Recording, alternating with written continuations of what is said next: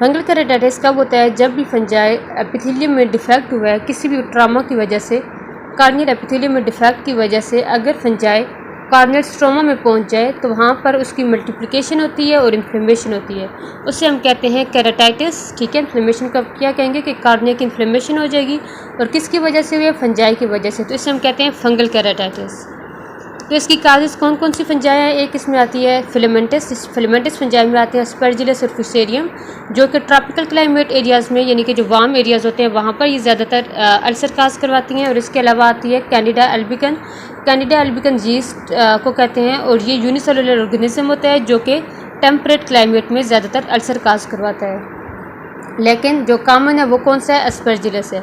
उसके बाद ये है कि इसमें जो रिस्क फैक्टर है या हिस्ट्री होगी वो किसकी होगी? वेजिटेबल मैटर से इंजरी होगी, ठीक है, जैसे कि थॉर्न या फिर वुडन स्टिक से। और रिस्क फैक्टर्स इसमें क्या होंगे कि वही इंजरी होगी, ट्रामा होगा, ट्रामा कॉन्टैक्ट लेंसेज की वजह से भी हो सकता है, फॉरेन बॉडी की वजह से भी हो सकता है, टॉपिकल कॉर्टिकोस्टेरॉइड यूज से और डायबिटीज़ मेलाइटिस से। इन दोनों से क्या होता है? इम्यूनोसप्रेशन हो जाती है।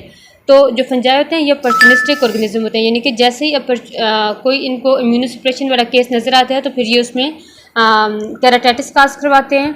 उसके बाद है कार्नियल सर्जरी, यानी कि कोई भी कार्निया की सर्जरी हुई है या फिर कैटरैक्ट सर्जरी थी जिसकी वजह से कार्नियल एपिथेलियम में डिफेक्ट आ गया और उसकी वजह से भी फंगल केराटाइटिस हो जाएगा।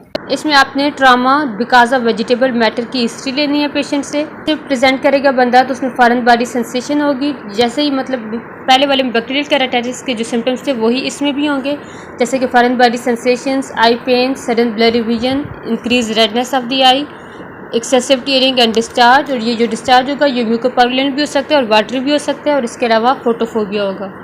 साइंस में अगर तो सुपरफिशियल लीजन हुई तो उसमें ग्रे वाइट स्ट्रैंड नज़र आएंगे, ठीक है, और ग्रे वाइट स्ट्रैंड नज़र आएंगे जो कि एलिवेट कर रहे होंगे कार्निया की सरफेस को। और अगर डीप लीजन हुई तो उसमें एंडोथीलियम में प्लैक नज़र आएंगे, और इसके अलावा हाइपोपियान हमें मिलेगा। हाइपोपियान जो इसमें इसमें होगा वो होगा इमोबाइल, लेकिन जो बैक्टीरियल केराटाइटिस में हाइपोपियान था वो मोबाइल था, यानी कि उसमें वो जो ऑर्गेनिज्म थे WBCs वगैरह वो आई की मूवमेंट के साथ मूव करते हैं। इसके अलावा सैटेलाइट लीजन्स हमें फिलामेंटिस में और कैंडिडा इन दोनों में हमें नज़र आती हैं। सैटेलाइट लीजन्स का ये मतलब होता है कि हमें अल्सर के सराउंडिंग में इस तरह राउंड हमें ओपेसिटीज़ नज़र आएंगी और जो कि दूर दूर होंगी, ठीक है, तो इसे हम कहते हैं सैटेलाइट लीजन्स। लेकिन हम कैंडिडल और फिलामेंटिस केराटाइटिस को डायग्नोज कैसे करेंगे कि फिलामेंटिस जो होगा उसमें हमें येलो वाइट इन्फिल्ट्रेट नज़र आएंगे, ठीक है। इसमें जितने भी इन्फिल्ट्रेट होंगे ये किस तरह के होंगे? ये हमारे पास येलो होंगे, और इसके अलावा ये इसमें इतनी ज़्यादा सेपरेशन हुई होगी कि जिसकी वजह से ये रिजेंबल करता है with the bacterial keratitis. Keratitis होगा उसमें उसके जो एजेस होंगे अल्सर के वो फिलामेंटस या फिर फीदरी एजेस होंगे, ठीक है। इन एजेस को हम क्या कहते हैं? फीदरी एजेस, जो कि सिर्फ फिलामेंटस केराटाइटिस में होते हैं। और इसके अलावा जो यहाँ पर अल्सर होता है वो वाइट कलर का होता है, ग्रे वाइट अल्सर होता है, लेकिन कैंडिडल केराटाइटिस में येलो वाइट अल्सर होता है। उसके बाद स्टेनिंग हम कैसे करते हैं? स्टेनिंग हम करते हैं जीम्स स्टेनिंग, इसके अलावा पोटाशियम हाइड्रोक्साइड स्टेनिंग और मेथेनामीन सिल्वर स्टेन, ठीक है। ये इनके थ्रू हम स्टेनिंग करते हैं ताकि ऑर्गेनिज्म को आइडेंटिफाई कर सकें। और अगर जब ऑर्गेनिज्म हमें पता चल जाता है कि इस ऑर्गेनिज्म की वजह से फंगल केराटाइटिस हुआ है तो उसके बाद हम उसका कल्चर करते हैं किसके ऊपर? एक होता है ब्लड अगर और एक होता है सब एरोड डेक्सट्रोज अगर, ठीक है, सब एरोड डेक्सट्रोज अगर, जो कि फंजाई की ग्रोथ के लिए होता है।